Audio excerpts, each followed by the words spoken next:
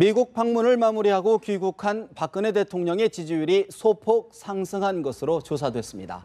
정치권은 6개월 앞으로 다가온 총선 채비로 분주한데요.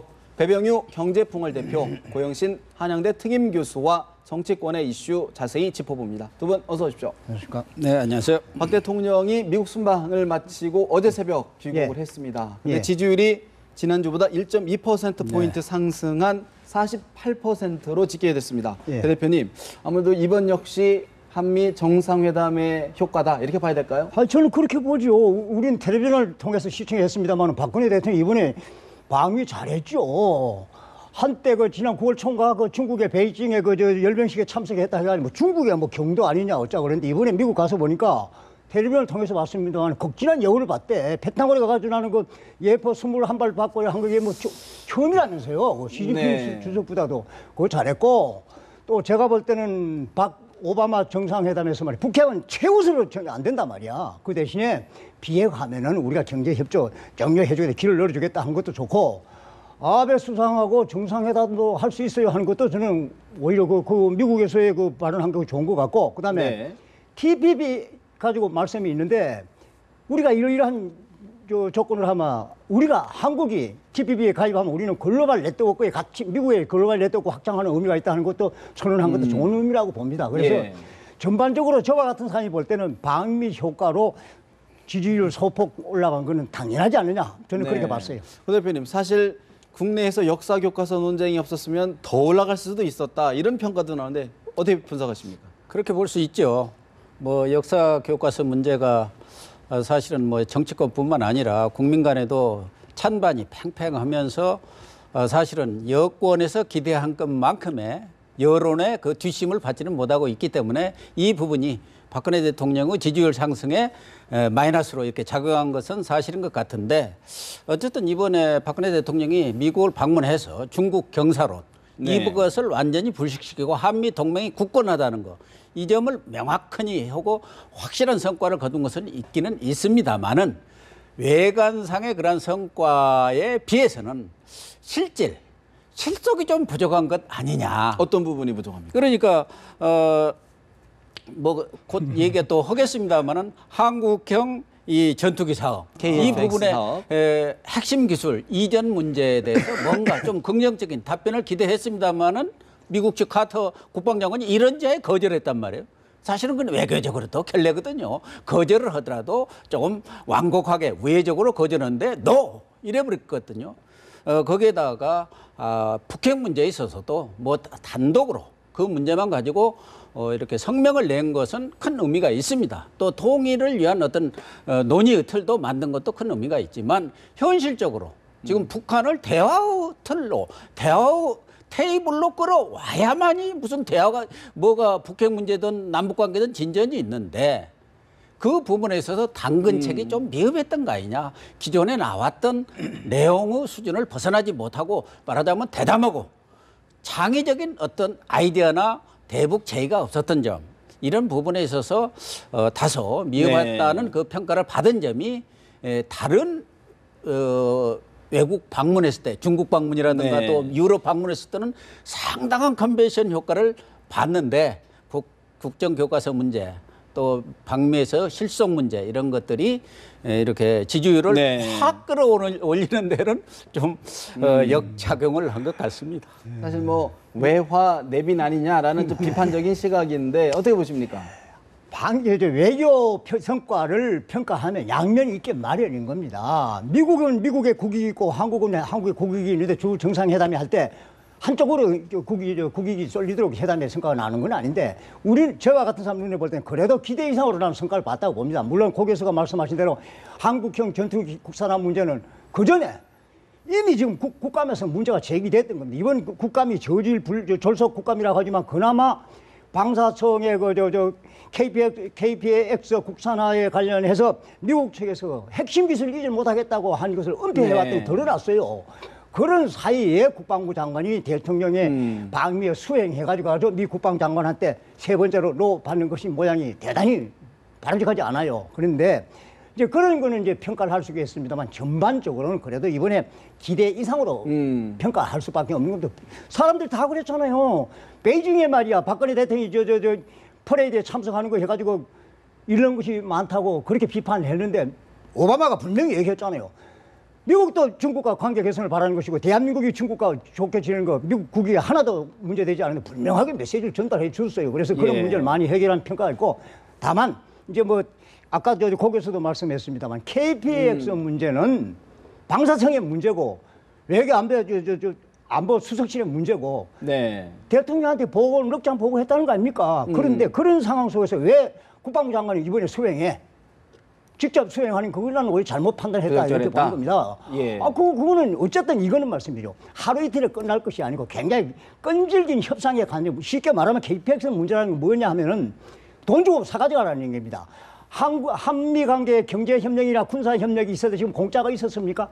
공짜가 없었어요. 과거에 무상 식량 원조 이게 공짜가 없습니다. 원자력이고 뭐 산업 기술이고 국방 기술이고 전부 돈 주는 건데 공짜가 아니고 네. 비싼 돈을 달라 하는 그 얘기 아닙니까? 그래서 이거는 상당히 진통을 겪으면서 협상해야 될 과제인데 국가 원수가 모처럼 말이야 국위 외교하러 가는데 국방장관이 따라가가지고 말이야 미국 국방장관한테 그거 안 돼요. 이거 하는 거 대한민국 국민이 다 보도록 하는 그런 장면이 왜 연출시켰어?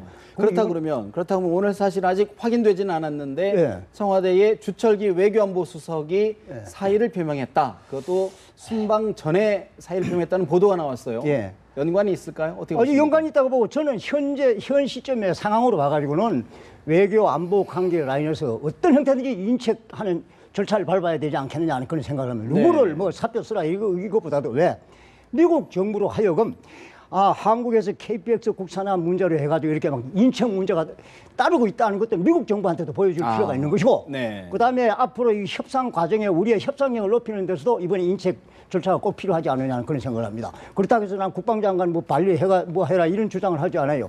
국방장관 교체를 하면 말이야 국회 인사청문회에 어떻게 통과할까 그런 생각하니 좀 어렵지 않느냐 그런 생각을 해요. 사실 지금 주철기 외교안보 수석 외에도 한민국 국방장관 또 일부에서는 김관진 국가안보실장까지도 어떤 공동 책임이 있는 것 아니냐라는 얘기가 나오는데 어떻게 보십니까? 배 대표님 말씀하신 대로 사실은 이번에 책임을 명키는 어렵죠. 과거에 이 한국형 전투기 사업에 협상을 할 때 네. 지금 미국에서 FX 그 35호인가 그걸 들여오느냐, 유럽에서 4개국이 공동 개발한 유로파이터를 들어오느냐, 유로파이터의 그 부대적인 그 조건이 아주 좋았습니다. 그런데도 왜 미국 보잉사 것을 택했느냐? 말하자면 이 핵심 기술, 스텔스 기능을 가진 이 핵심 기술 4가지를 이전에 주겠다고 했기 때문에 그때 택한 걸로 모두 보도가 됐고 그렇게 브리핑이 돼 있었어요. 그런데 그 부분이 아니라는 것이 우선 밝혀졌고 두 번째는 그런 문제, 아주 중요한 문제 아닌가. 이게 뭐 16조인가 얼마가 들어가는 아주 큰 사업인데 이런 문제에 결정적인 차질이 빚어졌더라면 당연히 대통령한테 보고를 해야지요. 그게 즉각 보고가 돼야 하는데 지금 아주 지연 보고가 된 거 아닙니까? 그 책임도 물을 수밖에 없는 것이고 세 번째는 뭐 말씀하셨지만 이번에 한민국 국방장관 덜렁 미국 갔다가 그런 정도 가려면 사전에 뭔가 조율이 좀 있고 가서 체면은 상하지 않을 정도 굴욕 외교라는 말이 안 나올 정도로 해야 하는데 굴욕 외교를 다 이 3가지를 했기 때문에 외교 안보 라인의 문책은 불가피한데 과연 어느 선에서 할 건가? 지금 청와대 반응은 아는 바 없다. 그러니까 대통령의 결심이 아직 굳어진 상태는 아니고 또 굳어지려면은 적어도 어떤 부류로 교체를 할 것인가에 대한 사전 스크린 작업이 있어야 하는데 그것도 지금 진행 중이겠죠. 그러나 적어도 주철기 외교안보 수석과 또 당시 이 한국형 전투기 사업 그 협상을 하고 계약을 맺는 당시에 장관이 바로 지금 김관진 안보실장 아닙니까? 또 올해도 하셨고. 뭐 저 MB 정부에서부터 하신 분이니까 그렇기 때문에 어쨌든 지금 뭐 청와대 외교안보 라인은 뭐 국회 비준이라든가 청문회를 통과하지 안 해도 되기 때문에 1차적으로 청와대 참모부터 개편을 하고 경우에 따라서는 장관들 내각의 경우는 지금이 예산국회입니다. 사실 예산이라는 게 가장 중요하거든요. 그렇기 때문에 이 부분에 있어서는 어떤 뭐 쇄신은- 단계적인 뭔가 단계적인 쇄신이 단계적인 필요하다. 쇄신은 해 나가지 그렇다고 않겠다 그러면 그런 생각이 듭니다. 사실 이제 정치인 출신 장관 5인방이 있지 않습니까? 예. 거의 출마를 기정사실화하고 있는데 그렇다고 그러면 외교안보 라인에 기존 정치인 출신에 또 차출한다는 또 설까지 있지 않습니까? 예. 그러면 굉장히 큰 개각이 될 텐데 대통령 입장에서는 매우 부담스럽지 않을까요? 아니죠. 어차피 저는 정기국회가 끝나고 내년 총선을 앞두고 있는 경우 총선에 앞서서 내각을 좀 전면적인 샤플, 소위 말해서는 과거 같으면 분위기 쇄신이랄까 그런 개각이 불가피한 상황 아닙니까? 우선 뭐 5명의 현직 장관들이 국회의원을 겸하고 있는 장관들이 네. 있는데 제가 볼 때는 뭐 최경환 부총리라든가 황우여 부총리 두 분의 경우는 어쨌든 당장 하기는 현안들이 지금 쌓여 있기 때문에 어려운 것 같고 유기준, 유일호, 김희정 이 세 장관은 뭐 현실적으로 크게 현안들이 많지는 않기 때문에 무리는 없는 것 같은데 어쨌든 그 외에도 네. 정종섭 행정자치부 장관이라든가 윤상직 뭐 산업통상부 네. 장관 뭐 또 다른 분들도 있을 수 있죠. 그러니까 박근혜 대통령으로서는 이번 청와대와 내각 개편을 한 번에 하실 건가 아니면은 순차적으로? 좀 단계적으로 하실 건가 이런 부분에 대한 결론을 내려야 하고 그러면 외교 안보 라인부터 할 건지 우선 마음이 콩밭에 가 있는 분부터 돌려보내야 할 건지 이런 부분에 대한 어떤 정무적 판단 이것이 결정이 아주, 남았다. 그렇게 봐야 되는 거군요. 남아 있다고 봐야죠. 개각은 대통령의 고유 권한입니다만은 이 사태를 보면 말이야. 대통령 중심자에서 국회의원들 입각시키는 거 좀 자제했으면 좋겠어. 지금 저 고교수도 말씀했지만 이번 국감에도 보세요. 이왜 이번 국감이 불량 국감이 됐냐? 여야 국회의원들도 그러고 입각한 장관들도 말이야. 진짜 마음은 콩밭에 가 있는 거예요. 이거 당연 공천 룰 문제, 선거 구획 정리 문제, 교과서 뭐 이거지 말이야. 국정 이거 아무 관심이 없는 거야. 그리고 지금 저 야당 대표 저 정세균 의원 같은 거는 최경환 부총리 보고 경제 실책했으니까 막 사표 당장 쓰시오 그런데 아니 안 그래도 지금 사표 빨리 쓰고 지금 콩밭에 가고 싶은데 말이야. 어떻게 하단 말이야. 예산심의 해야지 지금. 예산심의 안 하고 지금 내년 국정이 어떻게 들어가요. 그분들 말이야. 최경환 경제부총리 같은 경우는 예산심의를 완전히 끝내놓고 다 마무리하고 나서 사표를 써야지. 그렇지 않고는 사표 받아주면 안 돼. 그 사람. 네, 알겠습니다. 아니, 지금 나라 국정을 말해 덮어주고 자기 선거구 입후보 한다는 게 말이 돼요. 다음에는 이 국회의원들 입각수를 줄여야 돼 이거. 네. 외교 안보 라인도요. 윤병세 장관이라든가 뭐 한민구 국방장관 이분들의 경우는 지금 한미 정상회담 결과에 대한 어떤 마무리도 마무리. 해야지만 예. 지금 당장 11월 초에 한중일 정상회담이 있습니다. 네. 이거 큰 현안이 있거든요. 그렇기 때문에 제가 볼 때는 어차피 이런 분들에 대한 개편은 쉽지 않은 거 아닌가. 그렇다 한다면은 예산안이 처리가 통과되는 된 뒤에, 시점을 통해서. 예산안이 처리가 끝나고 나면은 아마 큰 폭의 내각 개편이 있지 않을까. 혹시 있다면은 그 전에는 청와대 개편은 네. 지금 뭐 청문회와 이미 사표를 무관한. 내는 주철기 외교안보 수석이나 김관진 외교안보 실장의 경우는 뭐 교체하더라도 뭐 청문회 하는 것도 아니고 또 뭐 적당한 인물만 있으면 얼마든지 교체가 가능하고 그분들은 좀뭐 네. 주철기 외교안보 수석 같은 분은 좀 이따가 또 장관으로 그 자리도 갈 수 있는 거고 텀을 좀 두었다 그렇기 때문에 좀 나눠서 하지 않겠다 그렇게 보여집니다. 알겠습니다. 사실 좀 다른 이야기를 좀 해보겠습니다. 이제 총선이 본격적으로 6개월 반년 벌어 다가왔는데 사실 이제 아직 뭐 대진표가 나오진 않았는데 이른바 여야 잠룡들 대권 잠룡들의 가상 대결이 지금 계속 이루어지고 있는 것 같아요. 지금 첫 번째.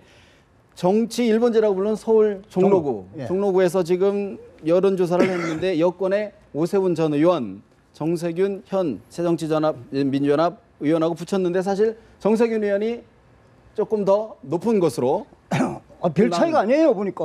네. 46.8하고 40.5라는 거 비슷해. 이거 아주 박빙입니다. 네. 정세균 현직 의원인데 오세훈 전 의원 같은 경우는 전에 그 무상급식 때문에 저 사표 쓰고 해가지고 박원순 씨한테 낙선됐잖아요. 그런데 이제 그게 아직 뭐 입후보 하려는지 안 하는지 모르겠습니다만 가상 대결 이렇게 박빙이라고 나온 건 뜻밖이에요 이거는. 오히려 그럼요. 그리고 오세훈 서울시장 어쨌든 오세훈 입법도 있었습니다만 정치권에 가지고 이 양반이 족적을 남긴 분이에요. 정치개혁법 관련해서요. 그럼요. 보기에 따라서는 큰 인물로 비춰지고 있지 않습니까? 그래서 이번에 여론조사에 볼 때, 야, 정세균 의원하고 이렇게 박빙인가 벌써. 아직 입후보 뭐 정치 절차도 안 밟았는데 저는 뜻밖으로 봤어요. 이건. 정세균 의원도 사실 선전한 거 아닙니까? 지금 야당 상황에 비춰볼 때. 그런 셈입니다. 예, 어떻게 보십니까? 저는 뭐 정세균 의원은 여러 차례 얘기했지만 저평가된 우량주다. 개인의 인품이라든가 능력, 역량 이런 면에 비해서는 국민들로부터 저평가되고 있다. 그런 얘기를 여러 차례 했는데 어쨌든 지금 친노에 대한 반감 때는 호남세가 쫙 빠진 상황이거든요. 네. 그렇기 때문에 뭐꼭 호남이라고 해서 저 전남북 광주만 빠진 게 아닙니다. 서울에도 호남 분들이 많아요. 그렇지. 특히 종로에도 많기 때문에 그분들이 많이 빠져서 지금 박빙으로 이렇게 나온 거 아닌가 보여지고 그러나 제가 볼 때는 뭐 오세훈 전 시장도 저는 여권의 차기 대권 후보로서 크게 부상할 가능성이 큰 분으로 보고 있어요. 대구의 야당 김부겸 전 의원과 함께 아마 쌍두마차를 이루지 않을까 그런 생각을 하고 있는데 이분의 잠재력이 큰 데다가 지난번 관악을 선거에서도 오신환 후보를 아주 적극 네. 같은 옷이니까 또 좀 뭐 이렇게 연대를 했는지 모르지만 어쨌든 적극적인 이렇게 기여를 했고 결과적으로 본인이 네. 물러나게 된 급식 문제도 지금 돌아와서 보면 그때 오 시장 얘기가 맞는 거 아니냐. 그렇지. 네. 그런 평가를 받고 있기 때문에 여기야말로 두 분이 붙으면은 용호상박 정말 박빙이다. 예측불허의 그런 싸움이 될 겁니다. 네, 사실 이게 이제 유선 전화로만 이루어진 조사이기 때문에 좀 한계는 있는데요. 또 한 가지 지금 이제 여야 대표의 맞대결 성사 가능성으로 관심을 모았던 부산 영도.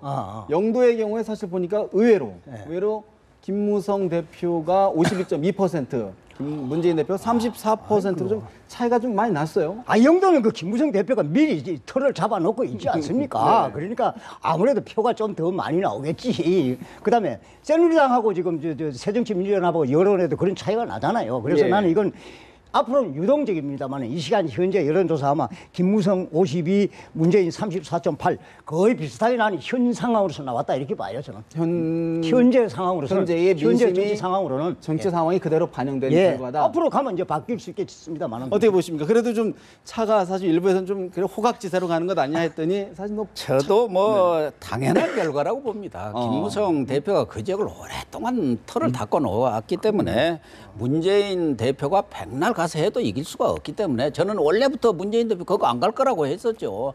물론 당 대표끼리 그렇게 무슨 경마 붙듯이 네. 이렇게 하는 것도 정치 모양새도 도의상. 좋지 않지만 네.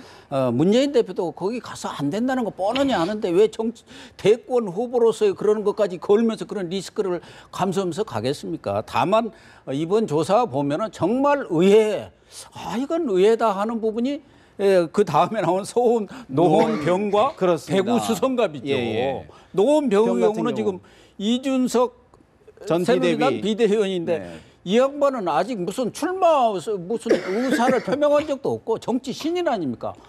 그 안철수 대권 후보로 거론되는 그분하고 지금 박빙의 싸움을 벌이고 있다는 것은 안철수 정치에 대한 평가가 그렇게 긍정적이지 못하는구나. 물론 이준석 전 비대위원이 그 지역에서 뭐 초중고등학교까지 나올 정도로 아주 지역에서 잘 알려진 분이지만 어쨌든 안철수 의원에 대한 평가 네. 이것이 그렇게 썩 좋지가 않다. 말하자면 안철수 바람은 이미 가버렸고 네. 그분의 정치적 행태에 대한 평가도 저평가되고 있다. 그런 점이고 문제는 이제 대구 수성갑인데 네. 이 부분에서는 아마 많은 사람들이 박빙 아닐까 이런 예상을 했는데 정말 김부겸 전 의원이 월등한 그런 지지율을 보이고 있는 것은 아마 크게 예상을 빗나간 거 아닌가. 그 부분에 대해서는 TK 출신님 우리 배 대표님이 잘 아시죠. 어떻게 보십니까? 이번 여론조사 표적지를 잘 선정 잘했어요 보니까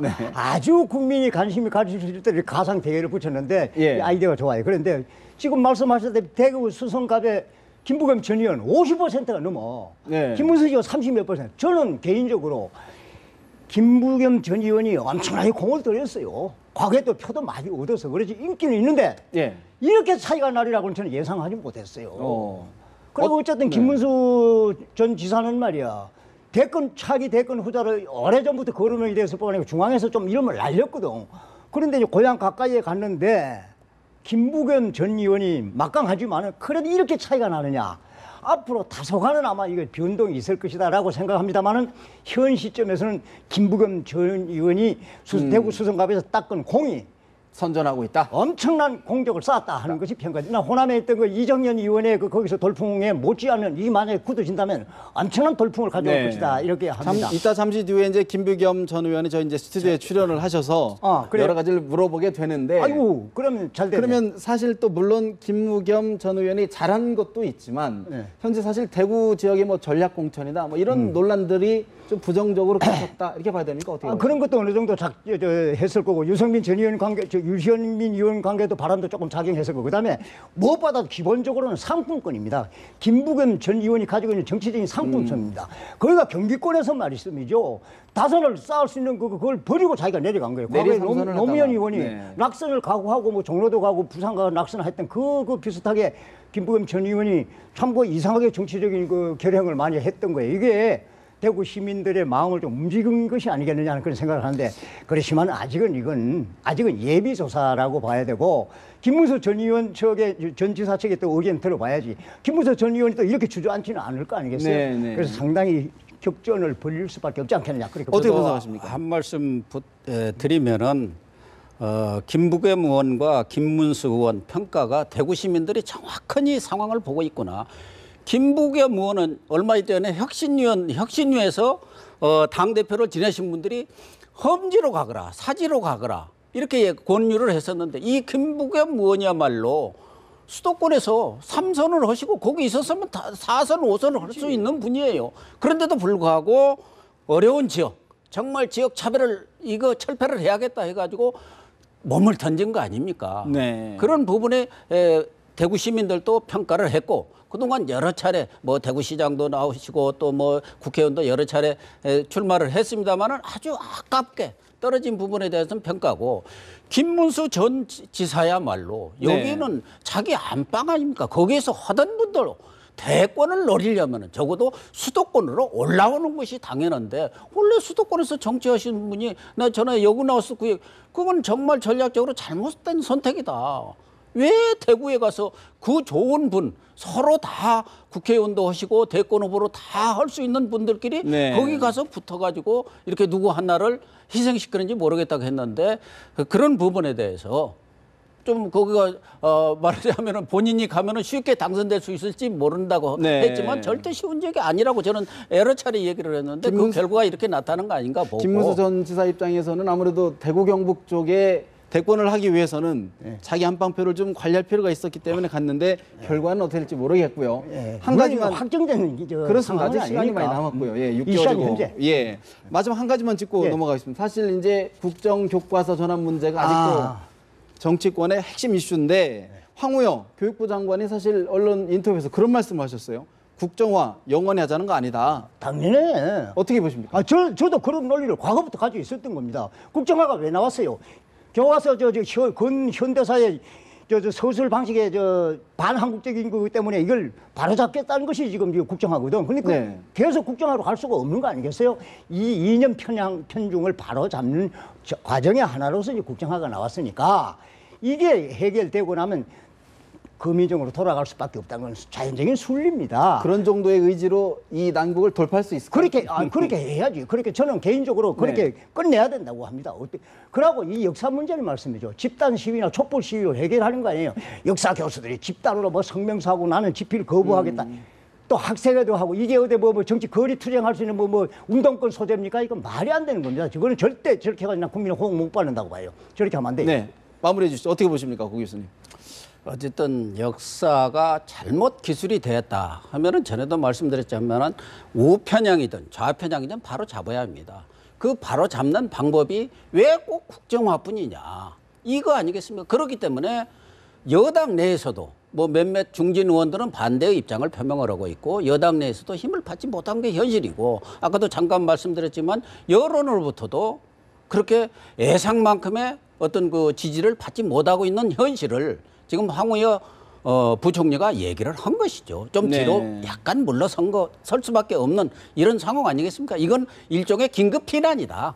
이거 고치지 않으면 안 되는데 그러다고 보니까 여론이 안 받쳐주니까 이거 잠시 하는 거다. 그렇게까지 이렇게 좀 뭐랄까 뒷걸음을 치면서 이 많은 논란을 불러일으키면서 국력을 소모해야 해야 되느냐. 더군다나 지금 경제 문제라든가 가장 시급하다고 하는 북핵 문제라든가 여러 현안들이 있는데 더군다나 지금 예산 국회가 진행되는 네. 상황 속에서 이 교과서 이슈를 그렇게 들고 나와가지고 과연 국민들로부터 어떤 설득과 지지를 받겠느냐 이런 부분에 대해서 여권에서도 좀 여러 가지로 생각을 한 그 결과가 황교안 부총리의 그런 언론 인터뷰로 나온 것 아닌가 그렇게 보여집니다. 사실 이제 박근혜 대통령이 중요 일정과 되는 한미 정상회담을 예. 마치고 왔기 때문에 앞으로 어떤 국정의 방향, 힘을 보여줄지 주목해 봐야 될 것 같습니다. 좋은 말씀 고맙습니다. 예, 감사합니다.